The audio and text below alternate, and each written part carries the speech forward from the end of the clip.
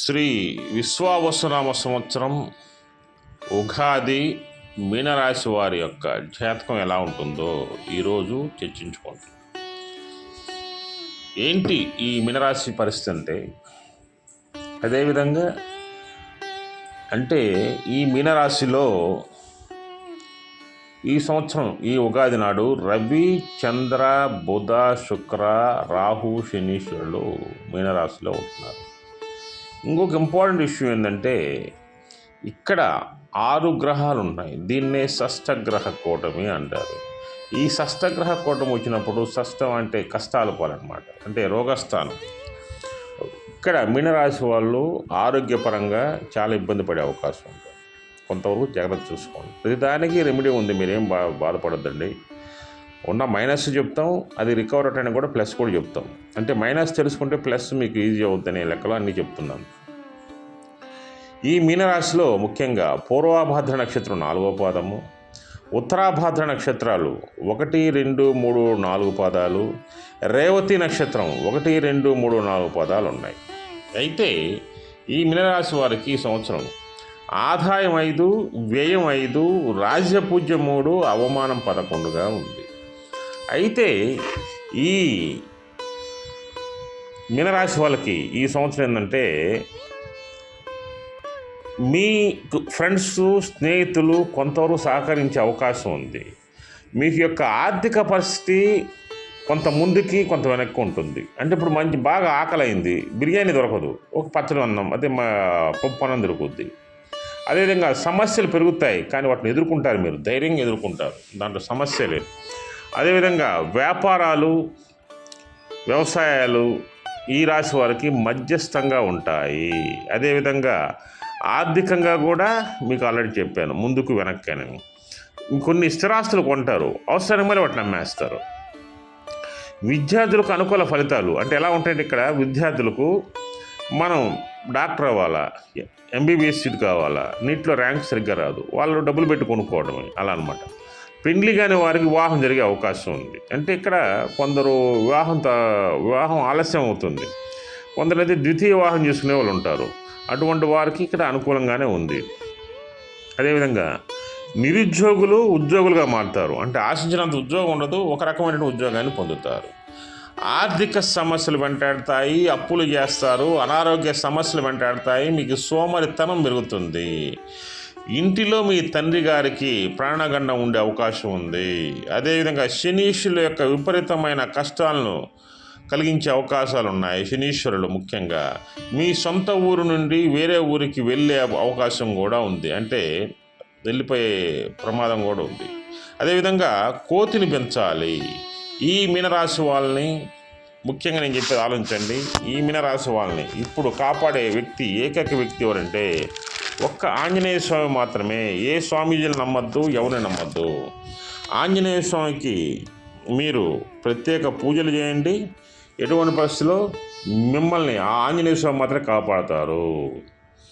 అయితే మీనరాశి వాళ్ళు ఈ 16 నెలలు మద్యం తాగకూడదు, మాంసం తినకూడదు. మీరు మద్యం తాగినట్లయితే తాగిన మత్తులో బండ్లు నడుపుతారు, ఏ బస్సు కింద లారీ కింద పడే ప్రమాదం ఉంది. ఎటువంటి పరిస్థితుల్లో మద్యం మాంసాలను నిషిద్ధం చేయండి. మీనరాశి వారు మద్యం తాగినట్లయితే మీ ప్రాణగండం ఉంది. ఈ సంవత్సరం మాత్రం మీరు మద్యం తాగద్దు. అదేవిధంగా నిత్యం ఆంజనేయ స్వామిని పూజించండి. అదేవిధంగా ఎటువంటి పరిస్థితుల్లో మీనరాశి వారి సంవత్సరం ఇంటి నుండి అరటి చెట్టును పెంచాలి. ఎందుకు పెంచాలంటే రాశిలోనే శనీశ్వరుడు ఉన్నాడు. శనీశ్వరుడిని కంట్రోల్ చేసే శక్తి ఈ ప్రపంచంలో ఒక ఆంజనేయ స్వామి తప్ప ఎవరికి ఉండదు. మహాశివుడు అంతటి వాడికి కష్టాలు కలిగించాడు ఆయన. ఒక ఆంజనేయ స్వామి మాత్రం శనీశ్వరుడు భయపడతాడు. అందువల్ల ఏంటంటే అరటి చెట్టు పెడితే ఆంజనేయ స్వామి స్వరూపం అన్నమాట. ఆంజనేయ స్వామికి అందుకే ఇష్టం, మన అరటి పండు ప్రసాదంగా పెడతాం. అందుకని అరటి చెట్టును పెంచండి, చాలా కష్టాలు మీకు తీరుతాయి. అదేవిధంగా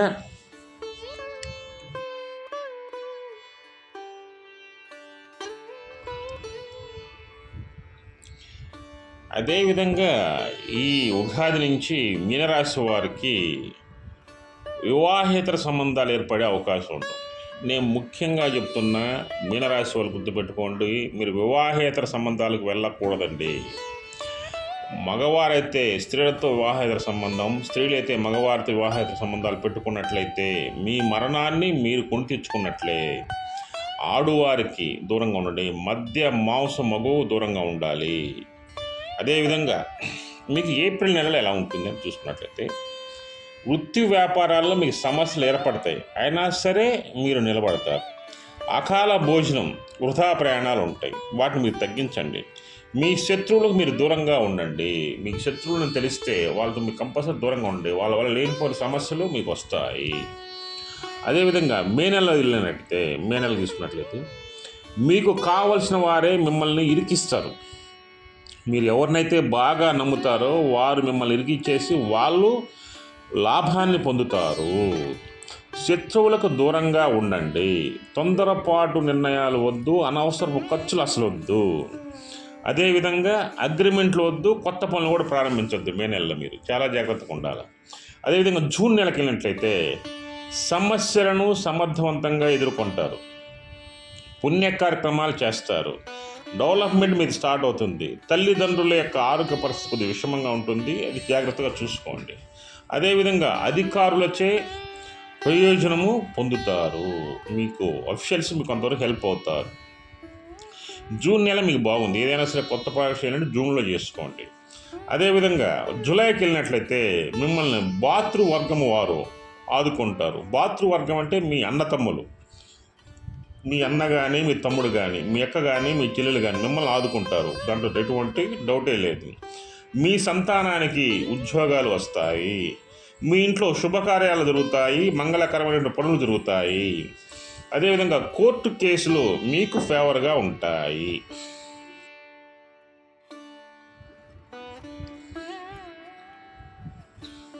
ఇక్కడ మీనరాశి వారికి ఆగస్టు నెల వచ్చేసరికి మీ ఇంటి నందు ఒకరికి అనారోగ్యం అనేది చాలా తీవ్రతని కలిగేస్తుంది. అంటే ఆల్మోస్ట్ వీళ్ళు శివైక్యం చెందే అవకాశం కూడా ఉంది. అదేవిధంగా ఈ నెలలో విక్రయాలు వద్దు, కొనొద్దు, అమ్మొద్దు. మీరు ప్రశాంతంగా ఉండండి. ఉన్న వృత్తి, ఉద్యోగం, వ్యాపారాలను మాత్రం స్థిరంగా ఉంచండి. దాంట్లోనే మీకు సంతృప్తి దొరుకుతుంది. కొత్త వ్యాపారాల జోలికి కానీ, కొత్త ప్లేస్లకు కానీ వెళ్ళొద్దు. అదేవిధంగా ఇక్కడ మీకు సోదర మైత్రి మీకు బాగా అండ ఉంటుందన్నమాట. మీ అన్నదమ్ములు మిమ్మల్ని కాపాడుతారు, అప్పజల్లులు కాపాడుతారు. అదేవిధంగా మీరు విదేశాలకు వెళ్ళే అవకాశం కూడా ఉంది. విద్యార్థులైతే నీట్ ఎగ్జామ్లో ర్యాంక్ సాధిస్తారు, ఐఐటీస్లో ర్యాంక్ సాధిస్తారు, సివిల్స్ గ్రూప్స్లో కూడా వీళ్ళు సెలెక్ట్ అయ్యే అవకాశం ఉంది. అంటే వీళ్ళకి ఆగస్టు మిశ్రమ ఫలితాలు ఉన్నాయి. అదేవిధంగా సెప్టెంబర్ నెలలో మీ ఇంట్లో ఉన్న పెంపుడు జంతువులు ఏవైతే ఉంటాయో, కుక్క కానీ, పిల్లి కానీ, ఆవు కానీ, గేదెలు కానీ అటువంటి ఉంటాయి, వాటి వల్ల మీకు కొద్ది ప్రమాదం కొంచెం ఉంది. అంటే ఏంటి ఆ ప్రమాదం అంటే కుక్క మిమ్మల్ని కరిచే అవకాశం ఉంది. మీరు ఎటువంటి పరిస్థితుల్లో సెప్టెంబర్ నెలలో డ్రైవింగ్ చేయవద్దు. అదేవిధంగా ఇదే నెలలో ఉద్యోగులకు బదిలీలు ఉంటాయి, ప్రమోషన్స్ కూడా ఉంటాయి. దానితో పాటు విద్యార్థులకు మంచి హాస్టల్స్ దొరుకుతాయి. అంటే వీళ్ళు మంచి ర్యాంక్ సాధించి మంచి హాస్టల్స్కి వెళ్తారు, అంటే గొప్ప గొప్ప చదువులు చదువుతారనమాట. అదేవిధంగా ఇక్కడ డబ్బు ఏం చేస్తారంటే మీ ఇంట్లో ఉన్న వెహికల్స్ కానీ, ఇల్లు కానీ మీకు రిపేర్లకు వచ్చే అవకాశం ఉంది. మీరు ఒకదానికి ఉంచిన డబ్బు ఇంకో దానికి ఖర్చు అయ్యే అవకాశం కూడా ఉంది. అందువల్ల ఇక్కడ జాగ్రత్త వహించాలి. అదేవిధంగా అక్టోబర్ నెల తీసుకున్నట్లయితే మీ యొక్క ఆరోగ్య, ఆర్థిక పరిస్థితులు జాగ్రత్తగా ఉండండి. క్రయ విక్రయాలు అసలు వద్దు. మీరు ఆ అక్టోబర్ నెల మాత్రం మీరు కొద్దిగా కేర్ఫుల్గా ఉండండి. అదేవిధంగా నవంబర్ నెల తీసుకున్నాం అనుకోండి, ముఖ్యమైన పనులు ఏవైతే ఉన్నాయో వాటిని వాయిదా వేయండి. అదేవిధంగా దూర ప్రయాణాలు కూడా అసలు వద్దు. మీకు అప్పులు పెంచొద్దు. ఎందుకంటే మీరు క్రయ విక్రయాల్లో మీకు ఆల్రెడీ కొందరు డబ్బులు ఇవ్వాలి. వాళ్ళు ఇవ్వకపోయినా సరే మళ్ళీ మీరు అప్పు ఇవ్వద్దు, వాళ్ళకి ఇస్తే మళ్ళీ వెనక్కి రావాలి. అదేవిధంగా డిసెంబర్ నెల తీసుకున్నట్లయితే మీరు గృహ నిర్మాణానికి మీరు ఆలోచిస్తారు. మీకు గృహ నిర్మాణానికి కావాల్సిన భూమి ఏదైతే ఉందో తగాదాల్లో ఉన్నా సరే, వేరే చేతులు ఉన్నా సరే మీకు వచ్చే అవకాశం అయితే ఉంది, మీకు ఫలిస్తాయి. అదేవిధంగా బంధువులతో మైత్రి ఏర్పడుతుంది. అదేవిధంగా స్త్రీలకు బంగారు ఆభరణాలు కొంటారు. మీ ఇంట్లో స్త్రీలకి బంగారు ఆభరణాలు కొంటారు. అదేవిధంగా ఇక్కడ వివాహాలు కానీ, నిశ్చితార్థాలు కానీ జరుగుతాయి, కొద్ది నిదానంగా జరుగుతాయి, కొంత ఆలస్యం అయ్యే అవకాశం ఉంది.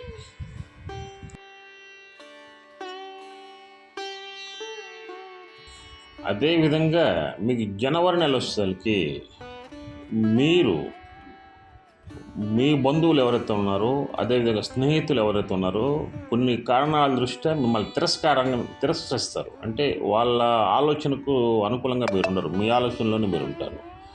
ఒకటి. రెండోది ఏంటంటే విదేశాలకు వెళ్తారు మీరు. ఇక్కడ శుభకార్యాలు నిశ్చితార్థాలు జరుగుతాయి. ఇక్కడ బంధుమిత్రులు ఎందుకు వ్యతిరేకిస్తారంటే మీ ఇంటి అమ్మాయిని వాళ్ళకి ఇవ్వలేదని కానీ, లేకపోతే వాళ్ళ ఇంటి అమ్మాయిని మీరు చేసుకోలేదని కానీ ఆలోచనలు ఉంటాయి. వాళ్ళకు వ్యతిరేకంగా జరిగినప్పుడు ఏంటంటే జనరల్గా మిమ్మల్ని వ్యతిరేకిస్తారు, అంతే తప్ప వేరే ఉద్దేశం లేదు. అదేవిధంగా మీకు అప్పులు తగ్గుతాయి, ఇక్కడ ఆదాయం పెరుగుతుంది. జనవరి నెలలో కొంతవరకు ఆదాయాలు పెరిగి మీ రుణాలు తీరుస్తారు. అదేవిధంగా ఫిబ్రవరి నెలకు వెళ్ళినట్లయితే మీ కుటుంబ వ్యక్తులు మీకు ఎవరు సహకరించరు. మీరు చేసినటువంటి దుబారా ఖర్చుల వల్ల, వాళ్ళ మాట వినకపోవడం వల్ల. అదేవిధంగా వృత్తి, ఉద్యోగ, వ్యాపారాల్లో మీరు అప్పులు చేయొద్దండి. అప్పులు చేస్తే లేనిపోయిన తలనొప్పులు వస్తాయి. అదేవిధంగా మీరు తప్పులు కూడా చేయొద్దు. తప్పులు చేస్తే మీరు శిక్షకు గురయ్యే అవకాశం ఉంది. సిన్సియర్గా ఉండండి. అదేవిధంగా మీకు ఏదైనా కోర్టు కేసులు ఉంటే వాటిని వాయిదా వేసుకోండి.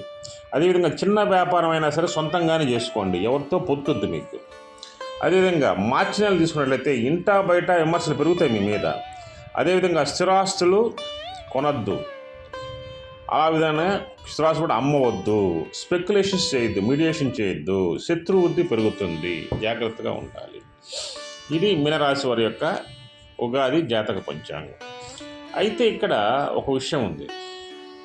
మీనరాశి వారికి ఇన్ని సమస్యలు తొలగిపోవాలంటే మొట్టమొదటి మీరు చేయాల్సిన పని ఏంటంటే జంబూకేశ్వర జలలింగం ఉంటుంది. ఎక్కడ? మన తమిళనాడులో జలలింగం. అక్కడ శివుడికి అభిషేకం చేయండి. అక్కడ అఖిలాండేశ్వరిదేవి అమ్మవారు ఉంటారు. అమ్మవారు అక్కడ శివునికి శిష్యురాలుగా ఉంటారు. అక్కడ అమ్మవారి కుంకుమ పూజ చేయండి, త్రిశక్తి పూజ చేయండి అక్కడ. అదేవిధంగా మీరు ఇంకోటి ఏంటంటే మందపల్లి శనీశ్వరంలో శనీశ్వరుని తైలాభిషేకం చేయండి. అదేవిధంగా ఇంకో విషయం ఉంది. విజయవాడ దుర్గామాతకు దేవి ఖడ్గమాల పూజ చేయండి. మోపిదేవి సుబ్రహ్మణ్య స్వామి దేవాలయం ఉంటుంది. మీనరాశిలో రాహు ఉండటం వల్ల సుబ్రహ్మణ్య స్వామికి అభిషేకము, కళ్యాణంగా జరిపించినట్లయితే మోపిదేవిలో మీకు బాగా కలిసి వస్తుంది. దానితో పాటు గీతికా రామచంద్రపీఠం నెల్లూరు నందు దుర్గామాత దేవి నిలయమే ఉన్నారు. అక్కడ మీరు అమ్మవారికి పూజ చేసి చీర, పసుపు, కుంకుమ, గంధం, గాజులు, అమ్మవారికి బంగారు ఆభరణాలు సమర్పించినట్లయితే మీకు సకల దోషాలు వెళ్ళిపోతాయి. ఎన్ని దోషాలు ఉన్నా సరే వెళ్ళిపోతాయి. అదేవిధంగా మీనరాశి వారు గుర్తుంచుకోవాల్సిన విషయం ఏంటంటే ఎటువంటి పరిస్థితుల్లో మీనరాశి వారి సంవత్సరం మీ ఇంట్లో అరటి చెట్టును పెంచాలి. అరటి చెట్టును పెంచినట్లయితే మీకు సకల దోషాలు వెళ్ళిపోతాయి. జై శ్రీరామ్, జై శ్రీకృష్ణ, జై దుర్గా భవాని. ఓం నమః శివాయ.